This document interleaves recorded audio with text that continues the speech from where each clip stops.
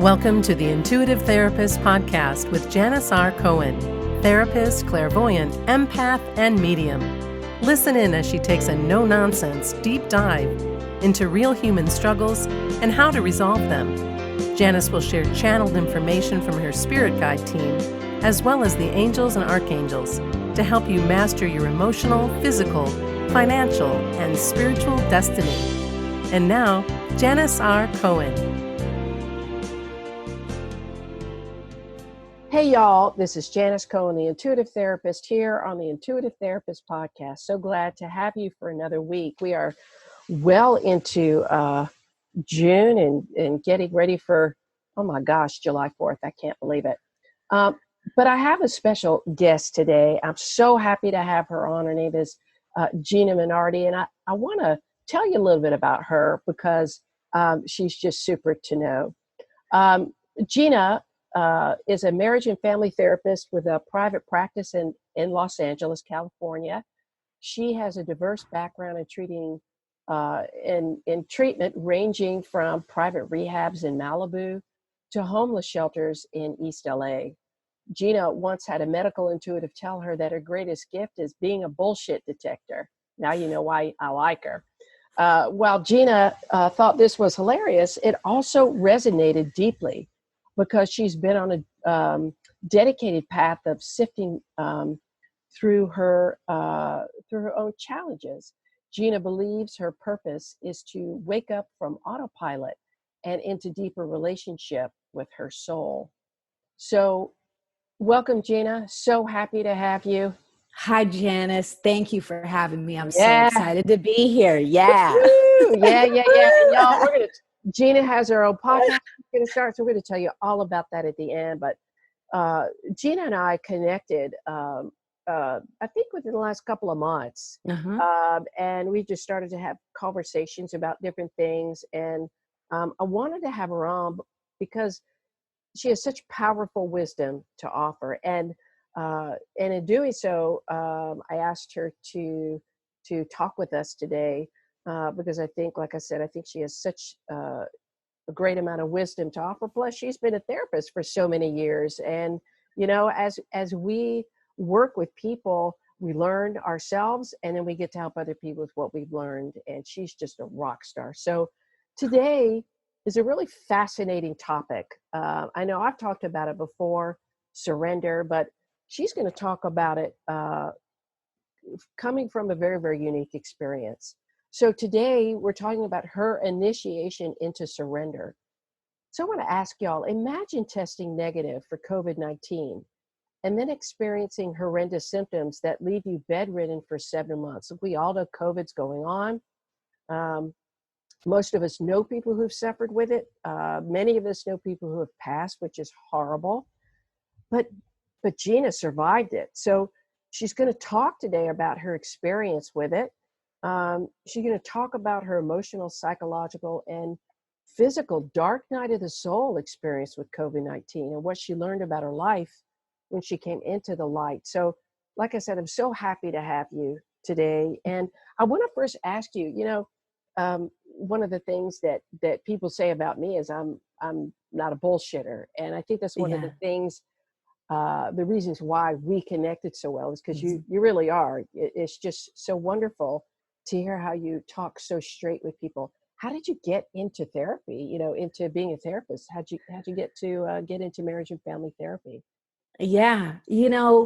It's always interesting for me to answer this question because I think it really began for me around, 10 years old. I walked into my mom's room and I announced to her that I wanted to be a Catholic nun.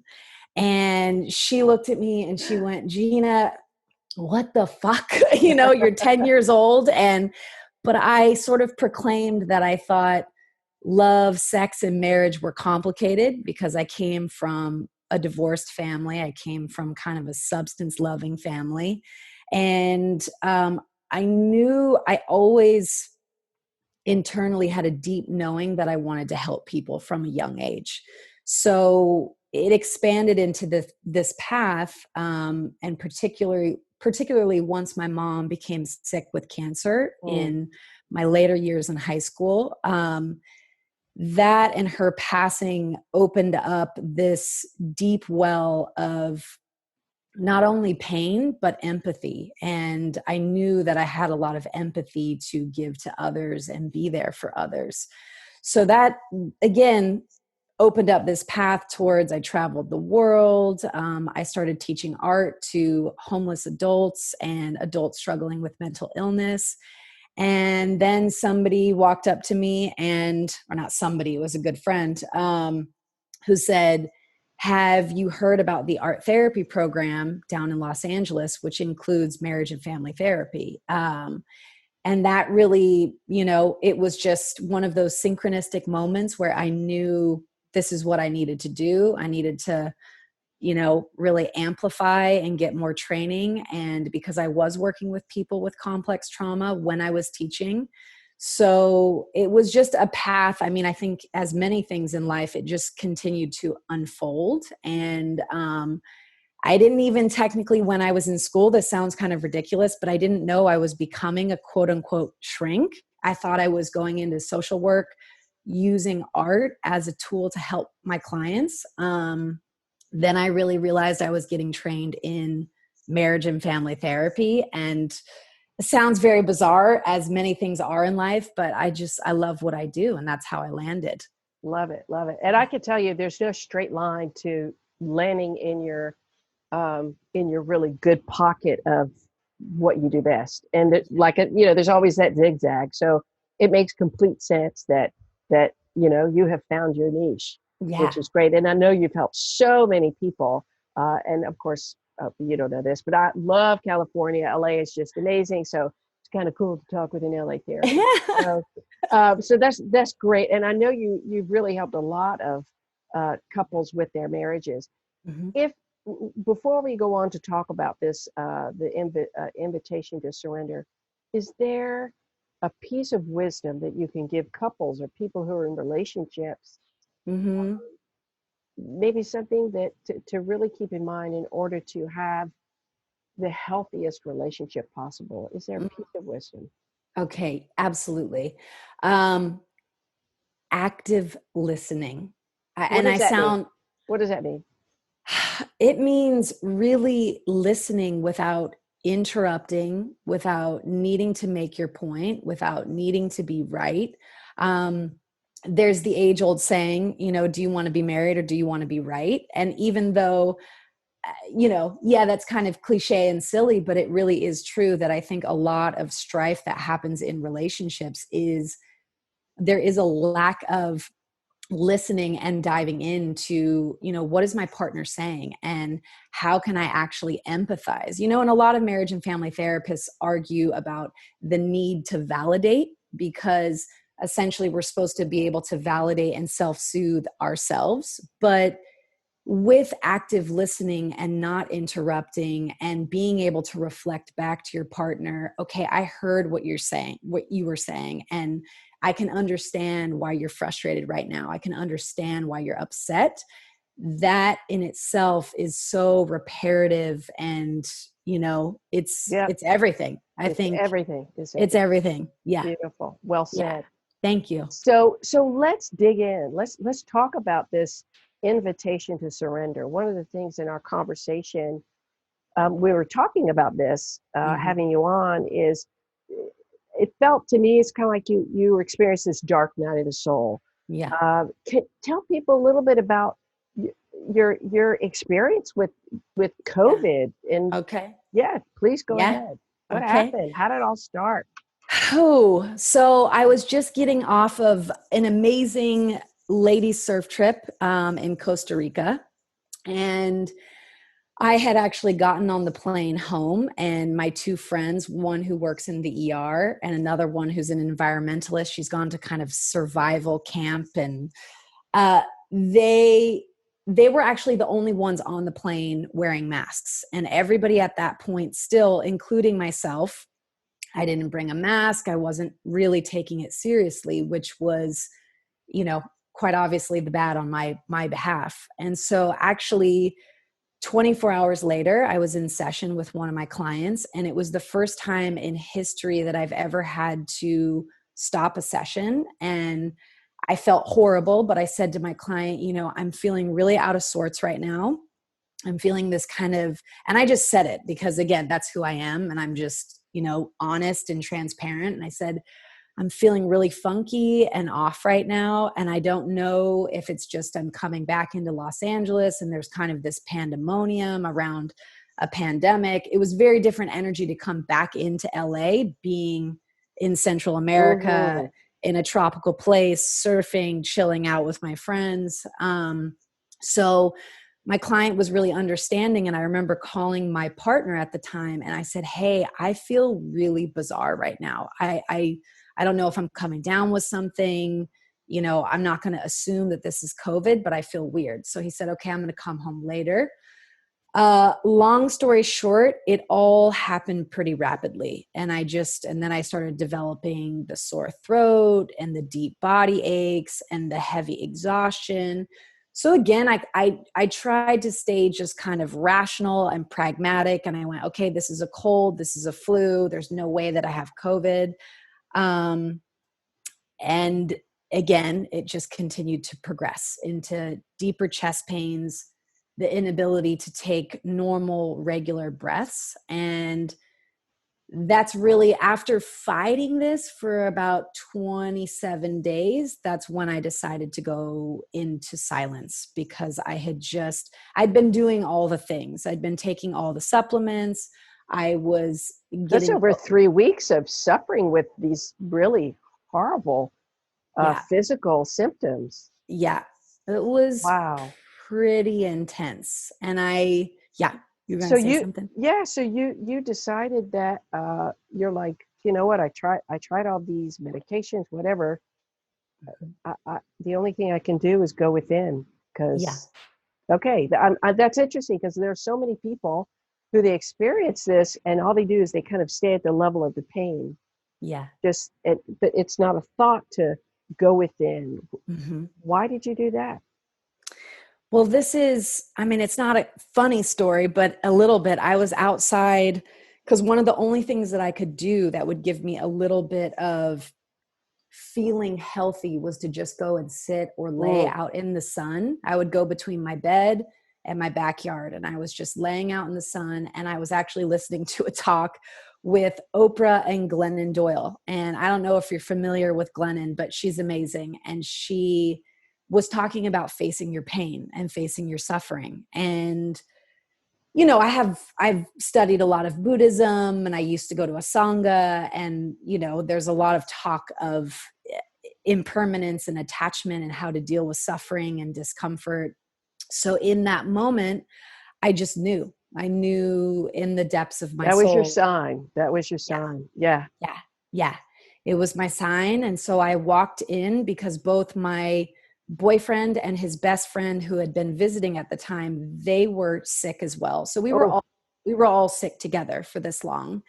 And I walked into them and I just announced, and I said, you know what, guys, I'm going to go into silence. I have to stop trying to control this. I'm not getting any more IVs of ozone or vitamin C drip therapy. I'm going in, because maybe there's some psychological, emotional, spiritual things that I really need to uncover. And so I went in. Yeah.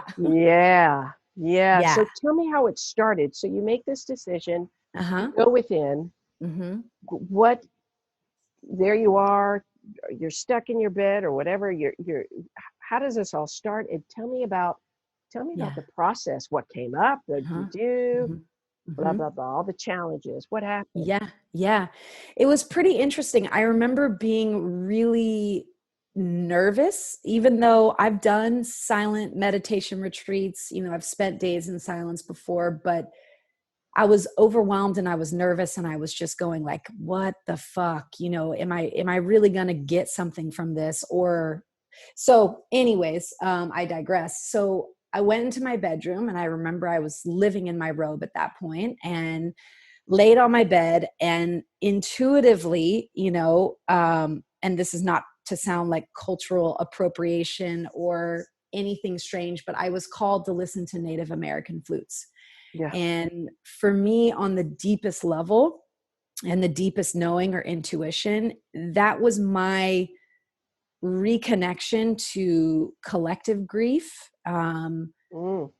Just our relationship with everything, our relationship with life, with death, with the earth. And so the beginning process of it was really just me shedding tears and tears and tears and listening to this music and then meditating and being silent. And I did allow myself to journal. That was one thing I wanted to be able to just kind of take notes in the process. So it really, as I was saying to you, I've never done ayahuasca before, but I believe in similar kind of, it was almost like this interesting storyline or this arc where in the beginning I was processing individual and collective grief. And then it moved from that into me just sleeping and sweating and meditating. And it was like, if somebody had a repeat button, that was the repeat. Was just going through those cycles. So it felt like this purge. And again, it felt really truly like this individual and collective purge of all of us were going inward. All of us were collectively facing our shit in this pandemic, because never before have we globally all had to sit in our homes, Right.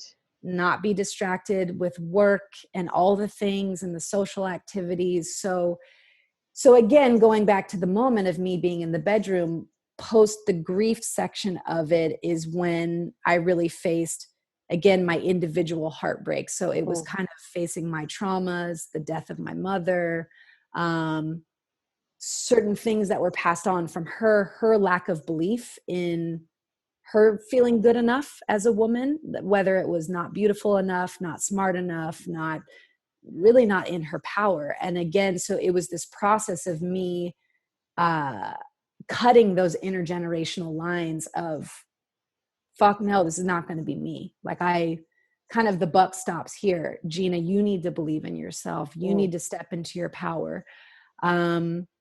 So that was, and then it transitioned, and I would eat in silence and the boys in the house were wonderful because they were silent along with me, even though they weren't, completely doing it. They were very respectful of my process.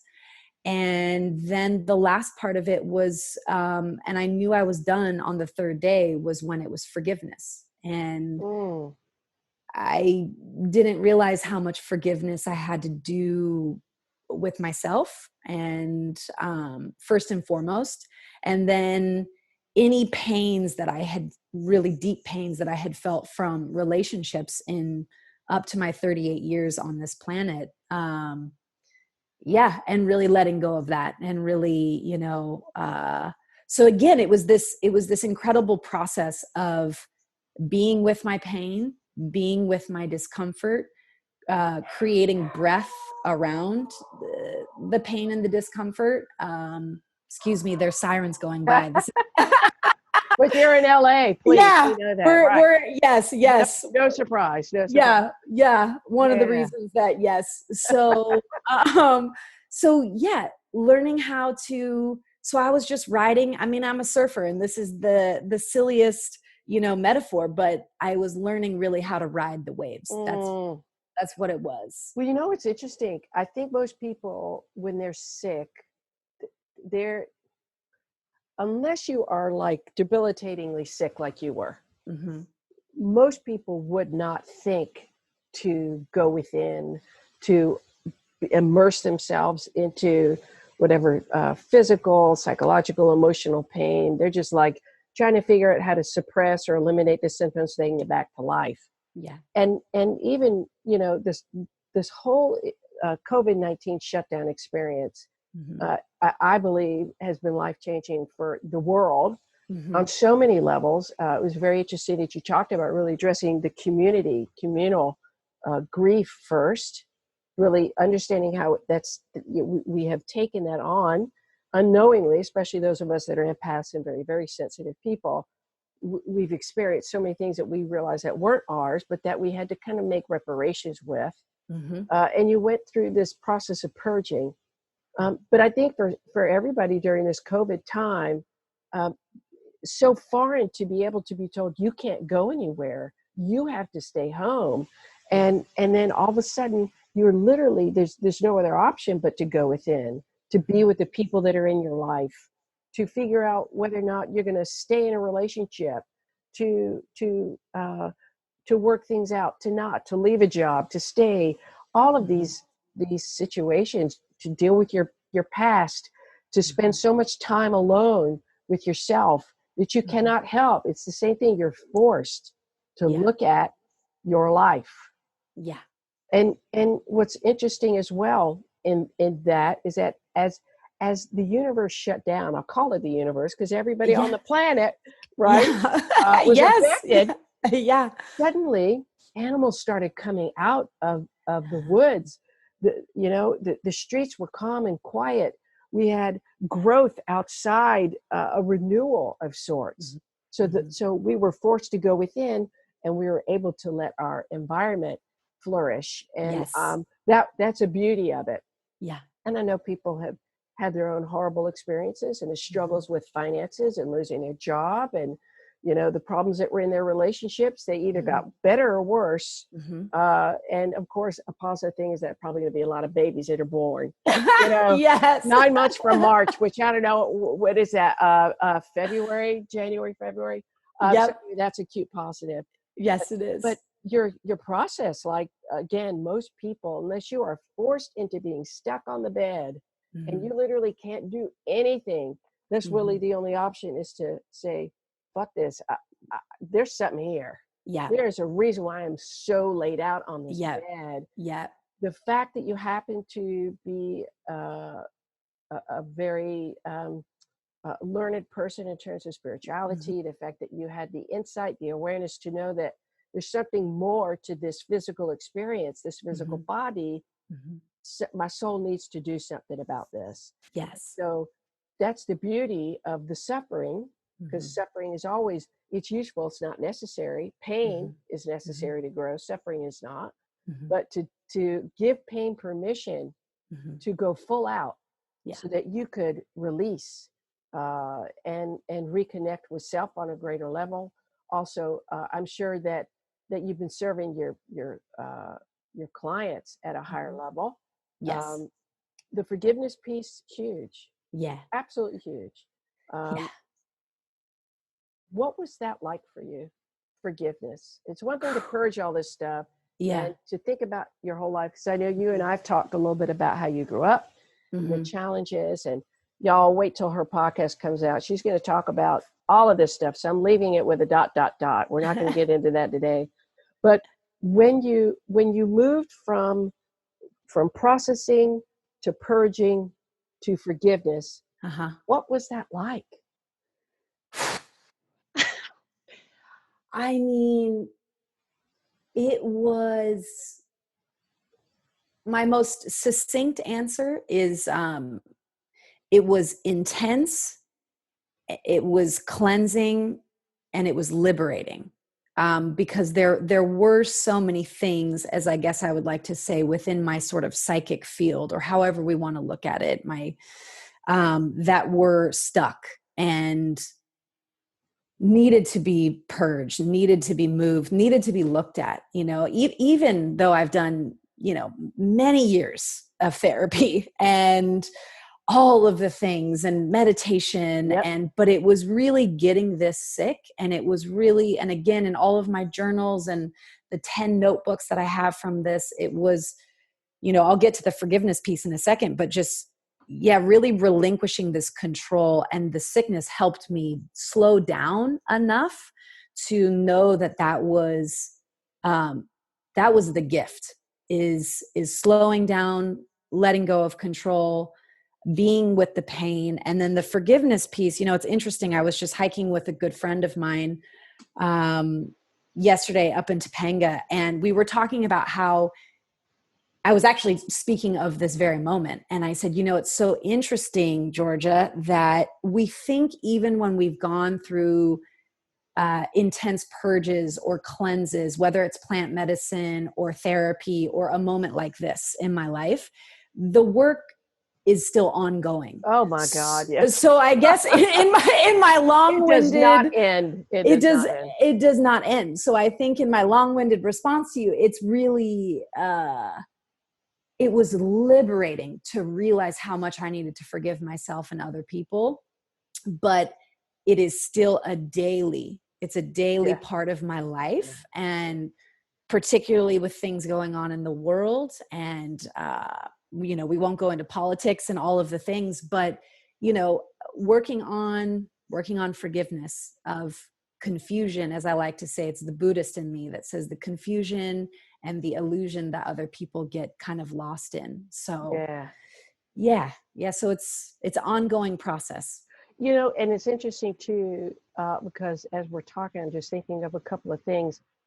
I think so many of us feel like you said it, and I know I've been on this quote unquote spiritual journey since I was about 30. So we're looking at 21 years now of really trying to dig deep, and especially like you, the work that we do, we know that any clients that show up are there for us as well, right? So they let us know which lessons we've mastered. They let us know what shit we still have to clean up, right? It is always the case, y'all. So don't think when you go to a therapist, they have the shit together. We pretty much kind of don't. Like we have our own lives that we pray you don't find out about. But if you get a good therapist, they'll be real, like Gina and I are. We'll tell you the shit we're going through, because we are not perfect, and we are always a work in progress. So one of the things I found out for myself, and I wonder if this was your experience, I found when I was by myself, I'm grateful to have my boyfriend to be with intermittently, grateful to go visit my mom, and but when I was left with myself over the last several months, 2-3 days at a time, I really found that I was left thinking about who the fuck I am. Like, what are my rules and the things that I value? All the judgments I've had about myself, about other people. Where do I want my life? Even though my life is on track, like I think about, okay, well, I'm 51 now. What's life going to be like at 55 and 60? And all of these things that I kept putting aside, right? I said, I'll get to them later. Almost like all of that came up. And then I realized, it's like you think about, if I lost everything, okay, we know material items, they give you a momentary pleasure. But I found myself coming to this understanding of, there was very little, and I knew this about myself anyway, but it was driven home. There's very little that matters to me. Very little. Everything that was important to me, I kept thinking about the loss of my dad, my relationship with my mom and my family and my friends, and all of this, everything came up. And forgiveness came up too. Because we are our worst critics.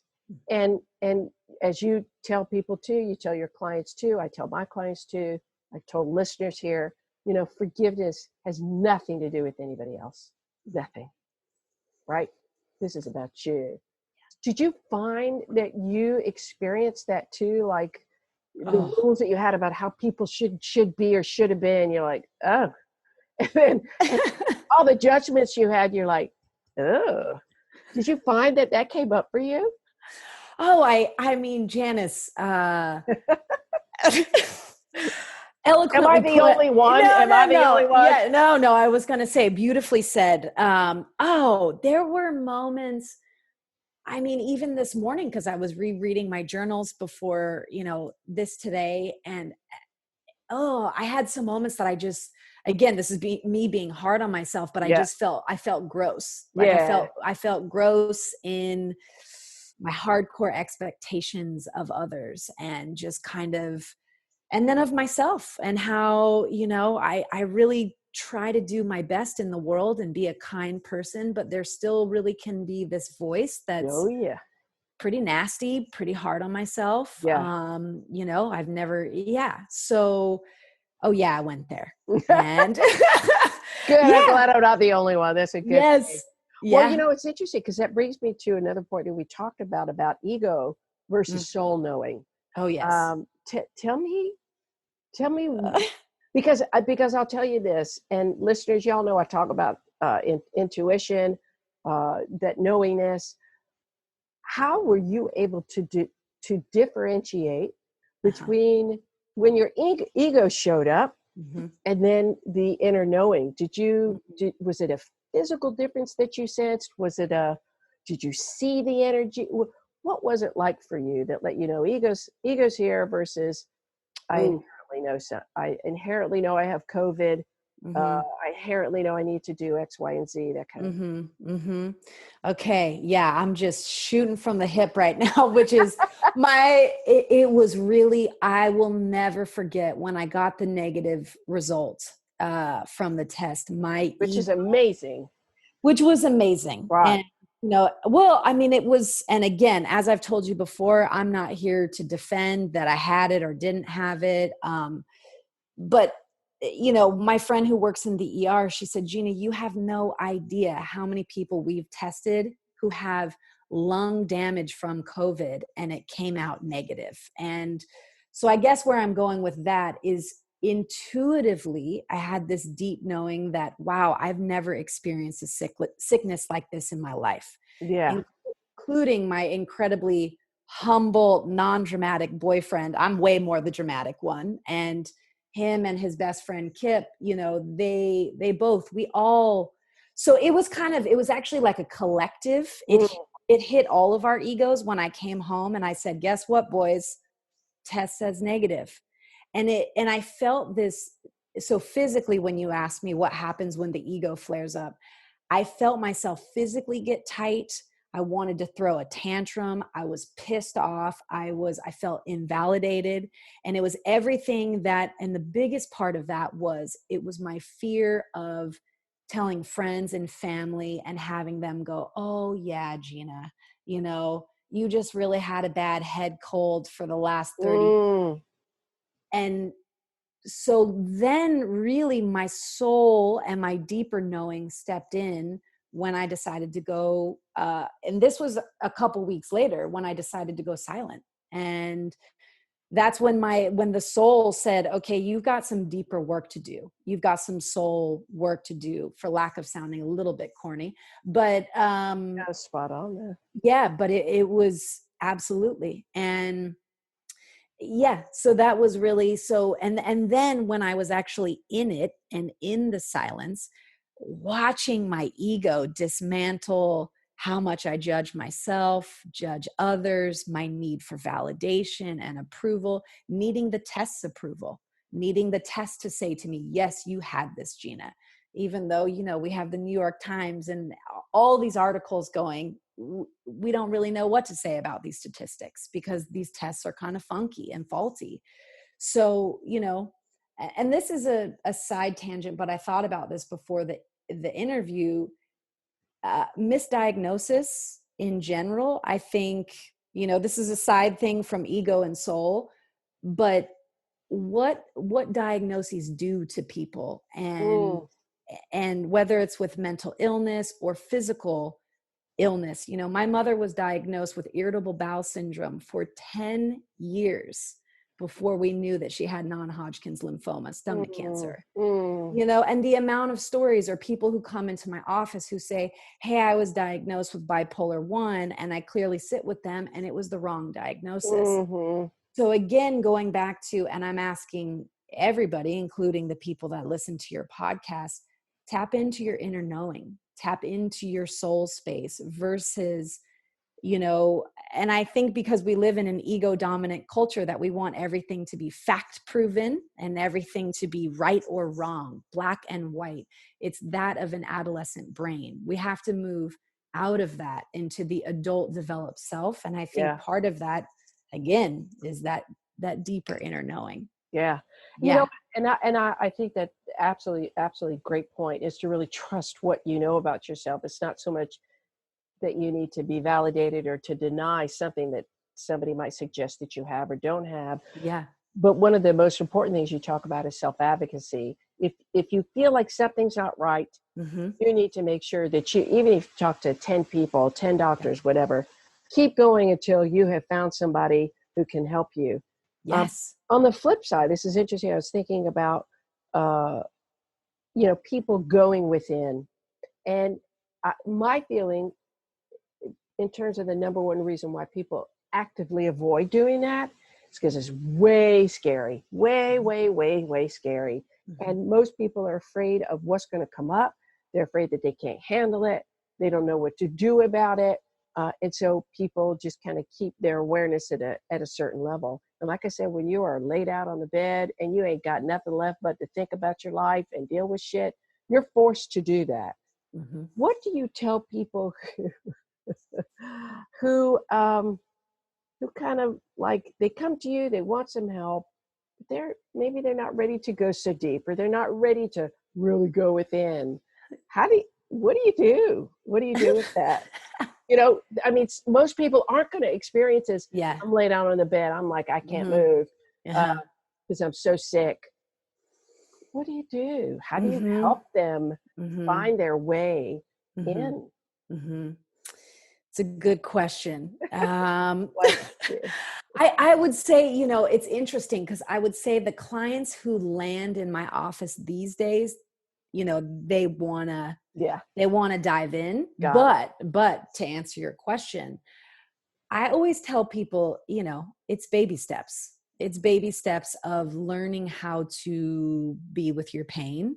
It's baby steps of learning how to, and again, I'll never force things on people like meditation or breath work or journaling, things that help you go in and help you look at yourself. Yeah, But it's a slow guiding. It's a really, I think, and this, it's a dance with human beings of sure.